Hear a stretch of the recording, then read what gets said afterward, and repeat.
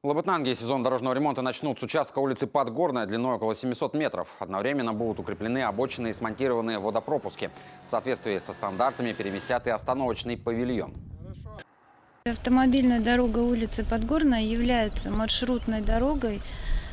Второй номер автобусного маршрута использует ее для перемещения наших жителей. Дорога у нас на данный момент она в неудовлетворительном состоянии. Если посмотреть, видно, что здесь и сверхнормативные и выбоины, и есть разрушение асфальтового покрытия. Водопропуски здесь работают неудовлетворительно. Далее дорожники перейдут на улицу Школьная в границах Хопская магистральная. Здесь запланирован такой же перечень работ. Устранят трещины на тротуарах и укрепят обочины. На данный момент идут подготовительные работы у нас. Закупка материалов произведена на 90%.